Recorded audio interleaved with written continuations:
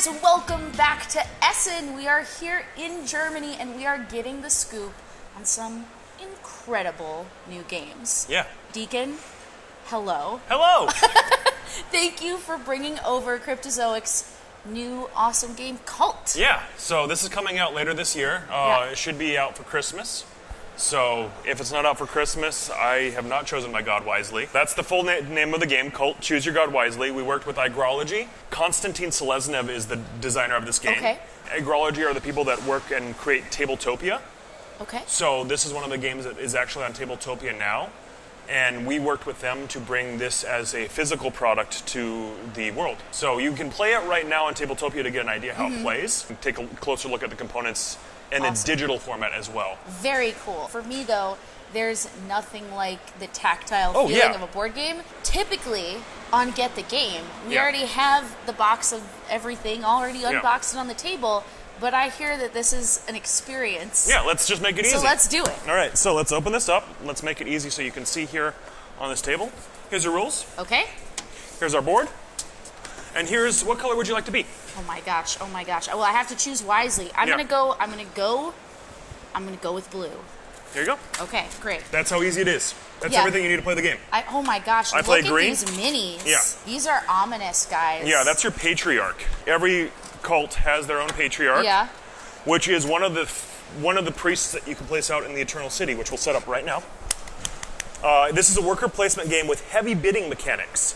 So it's less playing a game by yourself with other people. Oh, see, that's the thing, is like, I love worker placement, but I want to feel like I'm communicating with other people at the table and not just in my own little hand. Exactly. Yeah. So if you look inside your area too, on the top 3 tokens that you have right there are your starting priests that you'll have, a priest of value 1, 2, and 3.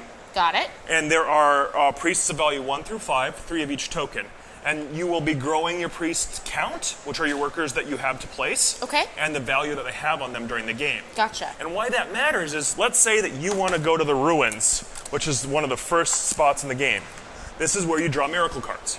Okay, that sounds important. So let's say that you want to draw miracle cards when you do a worker placement. You get to choose which priest you want to put there. So it doesn't matter 1, 2, or 3, it but might. the value. It will matter. Well, I'm going to go all in with 3 because I feel like a fast burn cult, you got to get some momentum going. Yeah. That's what I hear. So we've done 3. You're right over here. Right here. And maybe I want to fight for it too. So I might put down 3 as well. So now we're tied. Yeah. We're tied for that. A battle of charisma. Yeah, so whoever has the most influence, which is the label on there, is the person that will win it in the end. Okay. Now, if there is a tie, and there doesn't have to be, you can go ahead and say, you know what? I need a miracle. You can place your next priest here as well. Oh, wow. Everyone can place as many priests as they want and in many places as they want on the board. Okay. The only caveat there is when you place more than 3 priests, you have to start killing followers.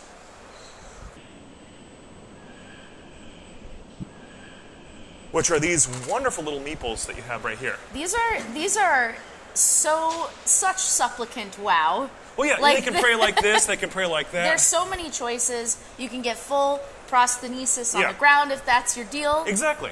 Live your cult dreams. So there are multiple cults. Let's go ahead and put this here. Okay. And really, we're set up to play now. Okay. That's how easy it is to set up. That's amazing. Yeah. You have all these cults that you can play as. Atheism, the cult of science, Cthulhu, of course. Wait. This is Tiamat. Tiamat. I've chosen. All right, you're Tiamat. All right, and then you're going to choose for me without telling me. You choose for me. So we have Neretidi. Okay. Janus, Arachne, Fanfir, and Anubis. Oh my gosh. So just choose for me, and I'm not telling you why you're choosing for me because that might help us with something that we've already chosen. I'm going to choose Anubis. Anubis. So you're Tiamat, I'm Anubis, and we'll go ahead and put these down here for later. Okay. So people can see them more later. Now, on every cult sheet, there's a divine might. Okay. That's your tiebreaker. Okay, great. So right now, if I decide not to do anything else here, and you put down your 3 as blue, I put down my 3 as green. So it's 20 plus 3. No, just the tiebreaker versus my 17. Oh, then it's that. Okay. Yeah. So if there is a tie. That's now, very easy. one of the things you're trying to do is summon your god. If you look at the back, they're different values and different powers. You have 3 different win conditions. On the back of every single one of the priests are altars. Okay. So there's a place, like any good worker placement, what you're trying to do is use the board to your advantage. Right. Really, all you do in this game is place priests and then resolve in numerical order So it's worker placement plus creating an engine to summon your god. Yeah. There are really 3 engines that you want, 1 of 3 engines or more that you want to build in the multiple areas. If you get 5 altars, which again is noted on your card. Yes. 5 altars out on the board, which is normally built using this space. There's also some cards that help you do that as well. Okay. You win the game. If you have a church in every street corner, your cult's the best. Another way that you can win the game is getting 4 fanatical mobs. Those are typically found down here, and you can use the guardhouse to convert your followers into fanatic mobs. Okay. If you have 4 fanatic mobs, you have enough people to kill everyone else who doesn't believe in your god anyway. I won't go too deep into the crazy mechanics of this, but again, the last thing that you might want to do is summon your god. And in worker placements, you'd think that I can place wherever I want. Right. There is a little diagram up here of where you can place. So in the beginning of the game, you start with 2 followers. Meaning you can only place in these 2 rows. Once you get your 3rd follower, you can start placing here. Okay, so you can advance as you recruit people to your cause. Or de-advance if you kill too many followers. Got it. The other thing that you need to do to summon your god is not only win the location, so you normally win by having more influence, but you also have to have influence equal to the number on your cult sheet. Okay. So you need to have 20 influence in this location to summon your god. Got it. Which you only have at the beginning of the game, a priest of value 1, 2, and 3, as well as your patriarch. Yes. Your patriarch's also a priest that you can place on the board. Okay. And his value is equal to the number of followers you have.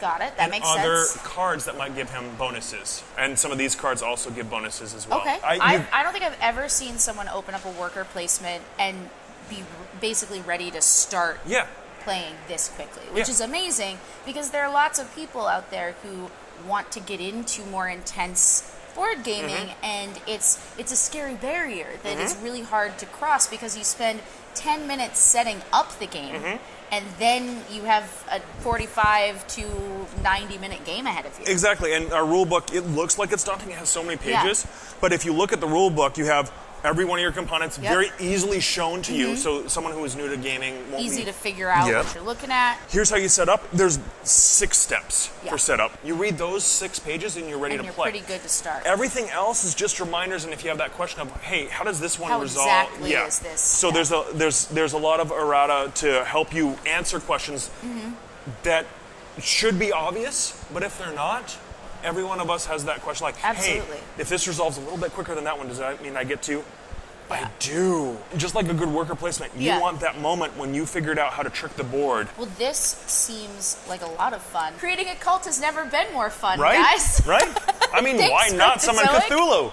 I mean, why not? What first do you like? I don't know. I'm down for the mummies. I literally. Anubis is pretty sweet. I literally get to create mummies with Anubis. And each one of these, it looks like, has their own unique attack. Yeah. So every one of them plays a little bit differently. And when you awaken them the first time with the Rift of Darkness, because you have to summon them twice technically. The first time you summon them, it awakens them. And the second time you win the game, their powers get better as you keep and that tiebreaker changes. Remember, you beat me early on with the 20 versus my 17. My second one is 27 versus 23.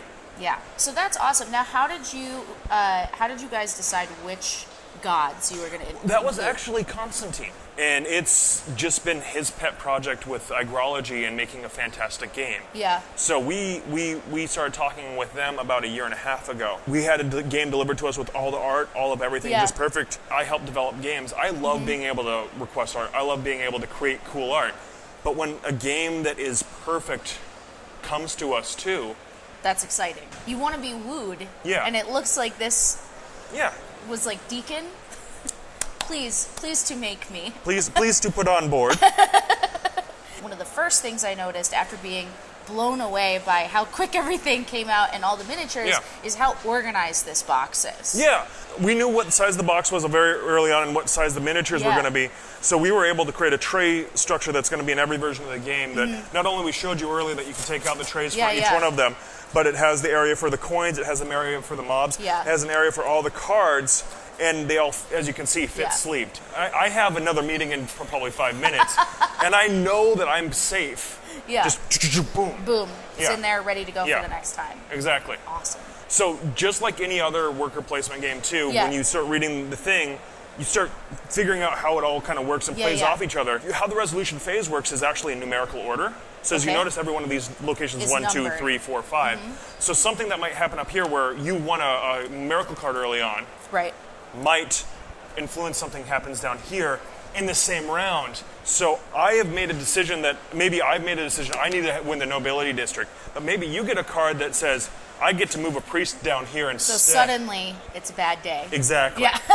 So most of the information is right there for everyone to read. There's also cards that you'll get in front of you that help you do more things, like give you more license to do. These are license cards. They give you license to do more things, like go to places without having enough followers, or place more priests on your turn without having to kill followers. It all flows real well together. If you've had a chance to demo the game here at Essen, or of course if you've had a chance to play the digital version of the game as well, tell us what that's been like. And you can find us to have those conversations at, of course, youtube.com/Active Player Network, where you can like and subscribe this video and watch countless other gaming adventures unfold on the table before you.